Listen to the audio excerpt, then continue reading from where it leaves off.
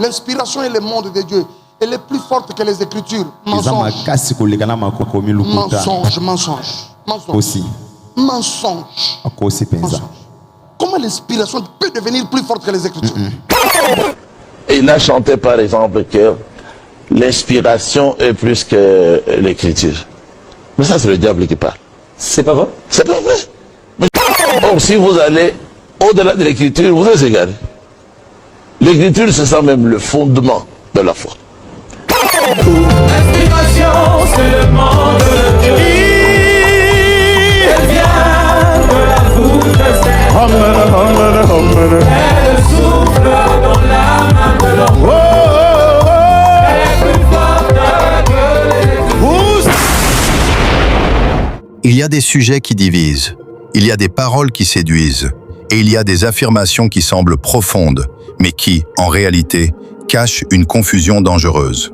Aujourd'hui, sur Jospin Productions, nous allons parler d'un thème puissant, un thème sensible, un thème qui touche directement à la fondation de la foi, l'inspiration, les Écritures et la révélation. Et cette question qui circule dans plusieurs milieux, est-ce vrai que l'inspiration est plus forte que les Écritures? Reste concentré jusqu'à la fin, car ce message va te donner des clés pour discerner, pour comprendre, pour ne pas être emporté par des doctrines nouvelles, déguisées en révélations profondes.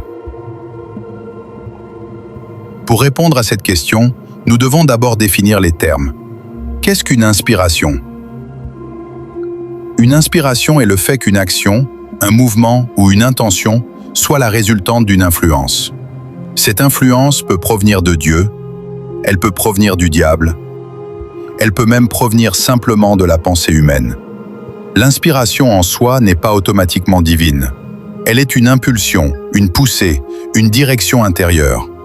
L'apôtre Pierre dit clairement dans 2 Pierre chapitre 1 verset 21 que ce n'est pas par une volonté d'homme qu'une prophétie a jamais été apportée, mais c'est poussé par le Saint-Esprit que des hommes ont parlé de la part de Dieu. Voilà une inspiration divine. Ce n'était pas une imagination humaine, ce n'était pas un raisonnement philosophique, c'était une impulsion venant de l'Esprit. Regardons encore Jésus dans Matthieu chapitre 4, versets 1 à 2. Il fut conduit par l'Esprit dans le désert pour être tenté par le diable. Il n'y est pas allé par caprice, il n'y est pas allé pour impressionner.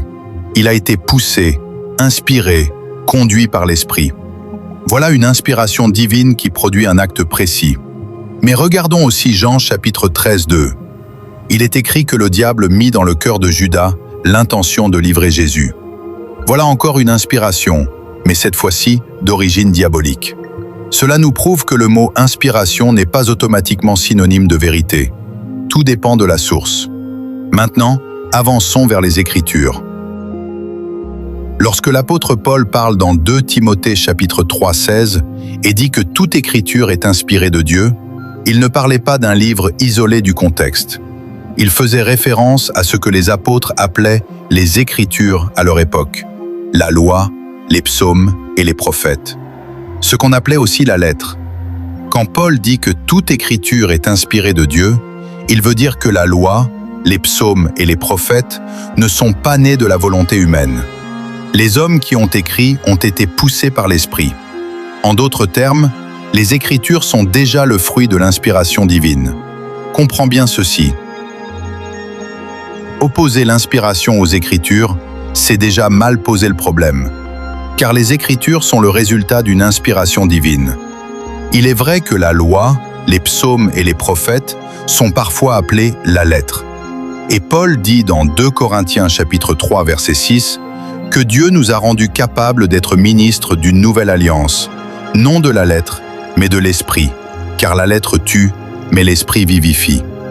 Beaucoup prennent ce verset pour opposer radicalement la loi à la grâce, comme si la loi venait de Dieu mais sans inspiration, et que seule la grâce serait inspirée.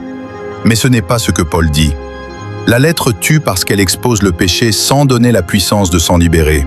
L'esprit vivifie parce qu'il révèle l'accomplissement en Christ et donne la vie. Mais la lettre elle-même était inspirée de Dieu. Elle était une ombre, une figure, une annonce. Elle était codée, énigmatique, prophétique. La grâce, l'évangile de la grâce, n'est pas une inspiration plus forte que les Écritures. Elle est l'accomplissement de ce qui était déjà inspiré dans la loi, les psaumes et les prophètes. L'Esprit ne vient pas contredire la lettre inspirée, il vient en révéler le sens. Alors est-ce que la grâce donne la vie? Oui. Est-ce que l'Évangile révèle le mystère caché? Oui. Est-ce que Jésus, sa vie, ses enseignements et son œuvre à la croix manifestent quelque chose de plus glorieux que la simple lecture littérale de la loi? Oui. Mais cela ne signifie pas que l'inspiration serait plus forte que les Écritures, car les Écritures elles-mêmes sont inspirées. Celui qui affirme que l'inspiration est plus forte que les Écritures, en opposant les deux, montre qu'il n'a pas compris que toute Écriture est inspirée de Dieu. Il crée une fausse comparaison. Il ouvre la porte à une nouvelle doctrine qui peut prétendre dépasser ce qui est écrit sous prétexte d'être inspiré. J'ai mis Wi-Fi. J'ai vu qu'il y a des gens dans l'avion qui avaient des Wi-Fi allumés. Et je me suis rappelé que je suis voyant. J'ai dit, je me suis rappelé que je suis voyant. J'ai dit, qu'est-ce qui m'empêchera d'avoir le mot de passe de quelqu'un de son Wi-Fi? Aïe, aïe, aïe, aïe. J'ai dit, qu'est-ce qui m'empêcherait de regarder le mot de passe? Et le mot de passe, c'est plus de 8 chiffres, vous le savez. Oui, bien. Et j'ai vu un iPhone, c'est B ou T comme ça. J'ai cliqué, j'ai vu, on me demande le mot de passe. Et je suis allé en esprit dans le téléphone de la personne. J'ai vu 9 chiffres. Et j'ai commencé à taper comme je voyais. J'ai tapé. Quand j'ai terminé, j'ai cliqué, je me suis connecté. Voici le piège. Dire qu'une inspiration actuelle serait plus forte que les Écritures peut devenir une excuse pour introduire des enseignements qui ne se trouvent pas dans l'évangile du Christ.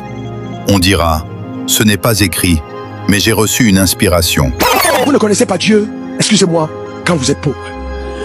Parce que non, je vous dis la vérité, hein, ne soyez pas choqués. La Bible, vous la lisez maintenant, vous pensez que vous la comprenez, vous allez comprendre après, bien, quand Dieu vous rendra riche.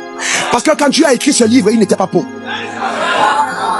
Quand il a écrit ce livre, il n'était pas pauvre. Il a écrit ce livre en étant riche lui-même. Ce n'est pas dans la doctrine apostolique, mais l'Esprit me l'a révélé. Le 15 février et le 21 février 1975, Jésus est venu en personne dans ma chambre. Je ne dormais pas. Il est venu comme vous êtes assis. J'étais couché là. Il s'est assis là en blanc. Il m'a parlé, je lui ai parlé. Et puis il a pointé son doigt. Il a dit, j'ai détruit les œuvres des ténèbres. Je donne la puissance de l'ennemi. Quand il a fini de parler, il s'est levé et est parti. 3 semaines, 7 février, 15 février, 21 février. Je ne partais pas au cours. Personne ne venait chez moi. Et ça a été une visitation exceptionnelle. Et en ce moment-là, Dieu a commencé à ouvrir mes yeux. Voilà comment naissent les dérives. L'apôtre Jude dit que la foi a été transmise aux saints une fois pour toutes. Cela signifie que l'évangile n'est pas en évolution permanente selon les humeurs des prédicateurs. Il a été donné, établi, transmis. Paul dit dans 1 Corinthiens chapitre 14, 37 que si quelqu'un croit être prophète ou inspiré, qu'il reconnaisse que ce qu'il écrit est un commandement du Seigneur. L'inspiration authentique reconnaît l'autorité apostolique. Elle ne s'élève pas au-dessus. Elle ne méprise pas ce qui est écrit. Quand quelqu'un prétend avoir une inspiration qui contredit l'Évangile, cette inspiration ne vient pas de Dieu, car Dieu ne se contredit pas. Moi, je peux prier pour que mon ennemi meure. C'est ça qu'ils vont me juger, ils vont machin. Si tu commences à trop m'embêter, je vais juste me chauffer un peu en langue, 3 heures en langue. Je vais me chauffer un peu là. Et quand j'arrive, je libère.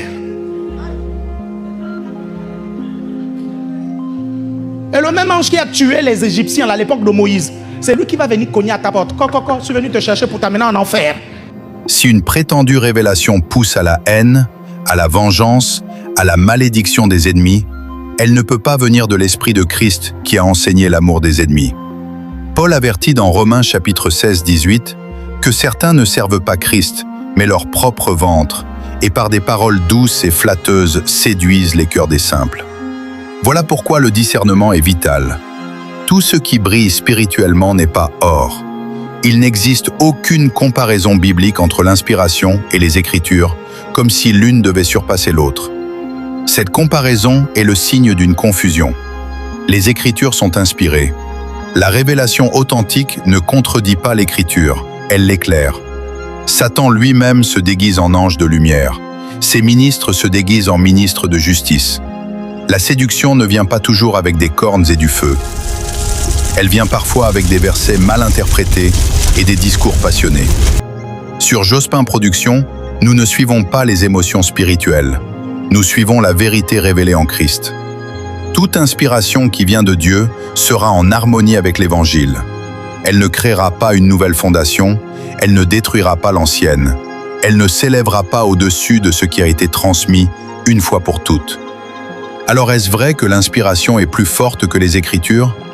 Non, si par là on veut opposer les deux. Car les Écritures sont elles-mêmes l'inspiration de Dieu. Oui, si par inspiration on entend la révélation vivante de l'accomplissement en Christ par rapport à la simple lecture littérale. Mais dans ce cas, on ne parle pas de supériorité, on parle d'accomplissement. Reste attaché à l'Évangile, reste attaché à la doctrine du Christ. Examine toute inspiration à la lumière de ce qui a été transmis. Ne te laisse pas séduire par des discours nouveaux qui flattent l'orgueil spirituel.